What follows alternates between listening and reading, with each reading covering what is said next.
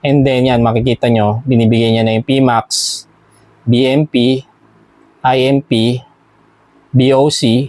Jack Solar, share natin ito.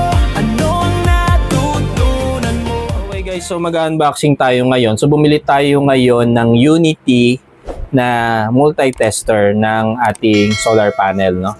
Unity brand siya. So ito siya, in-order ko siya sa Shopee. Hindi ko pa siya nabuksan. So ito yung kanyang unboxing video. So open na natin guys. Siya, no? So hindi ko pa yan nabubuksan. Seal pa yan. Naka-black packaging lang siya. Dito natin buksan sa ilalim.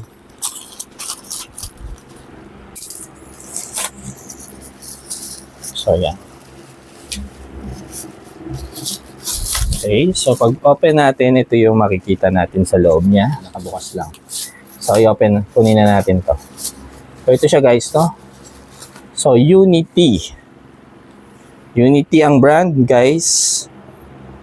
So solar MPPT meter. Ayan, no? So mami-measure natin yung BMP, IMP, BOC, ISC, no? And yung PMAX ng ating solar panel pag ginamit natin siya. And then ito, yung specs niya medyo naka-Chinese siya pero mayroon naman translation dito, no? So ito yung range na pwede sa kanyang i-measure. Okay. So yan sa taas. May QR code siya. No? At yung brand niya is UT673PB. Yun lang guys, no? So, open na natin siya. So, hindi naman siya naka-seal, naka-ganyan lang, naka-tape lang. Naka-open siya actually. So, ito siya. And, meron siyang bag, no? So, pag in-open natin, is, ito na yung ating Unity. U3. 6, 7. So, ito siya guys. No? And ayun, medyo tanggal lang ng konti yung sticker niya, no? So ayusin na lang natin.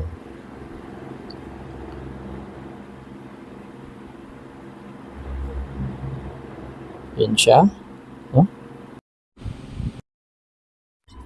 So may scratch ba yung screen? Seems wala naman, no? Tapos may kasama siyang ito, yung kanyang wire. Dito ay may manual. And what's this? Ito yung tool niya. MC4 tool to, I guess.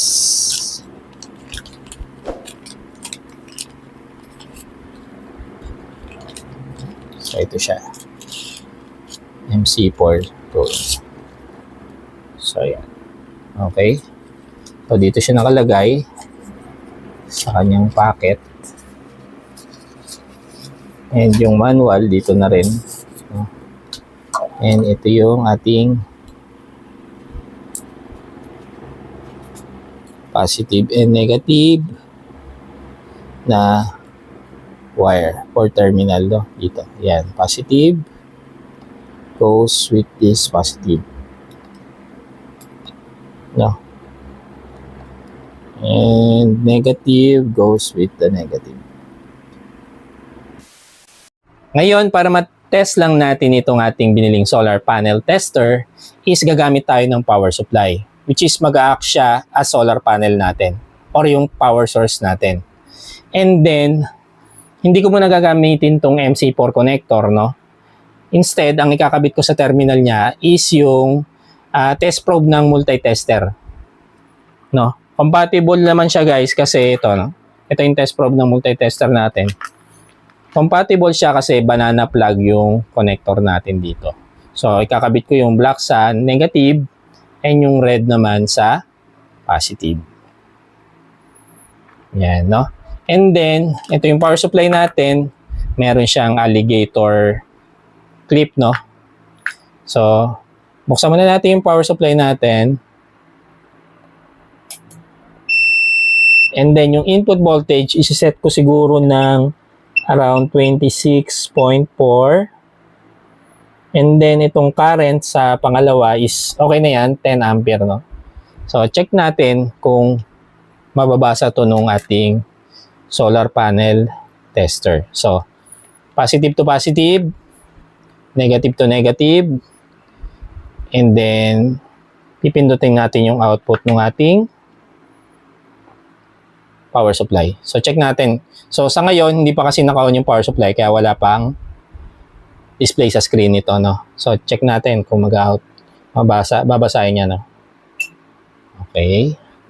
So pag open niya, no, pag supply niya ng power is, makita nyo dito, lahat siya 0. Ang nababasa niya lang is yung voltage. No, magkalapit sila, no? 26.3, 26.4 yung input voltage dun sa power supply. Ngayon, i-check natin ngayon yung difference nung mga nitong auto na key dito sa manual key. So, umpisahan ko muna yung auto, no? Check natin kung ano to. Yan. Nagte-test na siya, no? Ayun. So, pag auto, pansinin nyo, paulit-ulit siyang naglo-loop siya yung test niya, no? And then, yan, makikita nyo, binibigyan niya na yung Pmax, BMP, IMP, BOC. BOC, halos nagmamatch siya dun sa ating power supply na voltage, no? Yung ISC tsaka IMP halos magka-dikit siya, no? Which is dito naman sa supply natin is 10 ampere yung ano natin, sinet natin. Yan, no? Paulit-ulit lang siya kapag auto. Ngayon, try natin, what if pindutin ko yung hold? Yun, pag hold pala yun, no? Mag-i-stop yung pagtetest niya. No? So, pagka pinindot natin ulit yung hold, is magkukontinue siya ulit ng test. No? Ayan, makita natin Pmax is 210.9 watts. And then, sige, try naman natin yung manual. No? Check natin to manual.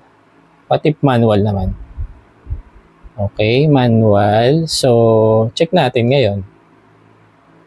Pag pinindot ulit yung manual, ayan, no? Pag manual, nag-stop lang siya. No? So, check pa natin kung ipipindutin pa natin ng isang beses yung manual. Ayun, nagka-count din siya. Kaso sa manual, guys, hindi siya naglo-loop. No? Parang isang beses lang siyang nag-test. Tapos parang may interval siya, guys, dito. May ninote siya dito na ang manual test interval manual is greater than or equals to 30 seconds. No? So, pag nagma-manual ka pala, pag sinet mo, pag na-measure niya na, no, maghihintay ka pa ng at least 30 seconds bago ka makapag-measure ulit. No? So, check natin kung pag pinindot natin to. Ayan. Yan, may stop yan, di ba? Stop na. So, yan nabasa niya. So, pag pinindot ko ba to ulit, ayun, no? Hindi siya nagte-test ulit kasi pindot lang ng manual. Ayan, no? So, maghihintay pa tayo ng 30 seconds. No? At least 30 seconds bago makapag-manual test. Ayun. So, siguro pinakamabilis gamitin dito lang, no, kung gagamit kayo nito, mag-auto muna kayo. No. Yan, kasi ano to, ito yung real time, no? Ito yung real time na pumapasok sa solar panel nyo, no? Kung isasak nyo siya sa solar panel. Ito namang manual is at that moment lang, no, na mineasure nyo siya. Ayan, halimbawa manual nyo. Ayan, manual tayo. So, pag na-stop nyo yung test, yun na yun. So, at that moment, at that time, ito yung na-measure niya. No? Ayun. So, napakasimple lang ng operation. Tatlong keypad lang yan, no? So, Ang tingin ko is itong hold pang auto lang to. Or pwede rin naman siguro baka kasi hindi ko sure kung nawawala yung display niya no, pagka matagal na. Tulad nito manual no. So pag in-hold ko ba yan, ayan. Baka kasi magano siya, hindi natin alam baka mawala yung value niya no, sa katagalan na hindi mo pinipindot yung manual or auto. So you have to press the hold key para ma-preserve mo yung data na tinetest mo.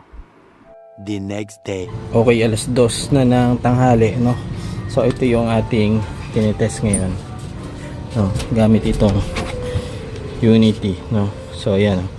Pmax as of now is 100 watts. No, para dito sa ating panel na to. 100 max. So, meron pa tayong isang i-test ito, no? So, papalit natin siya dito. Check natin.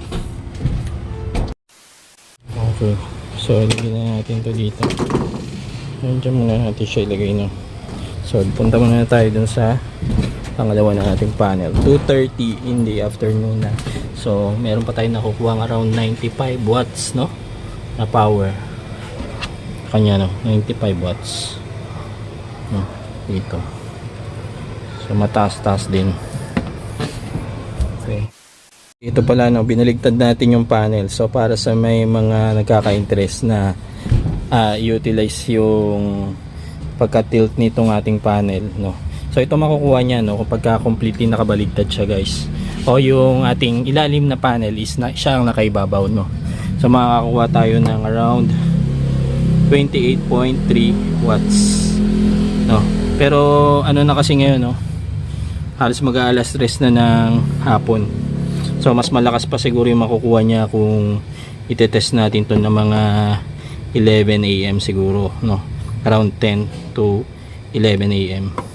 Pero ayan guys, may nakukuha talaga siya, 28.3 watts.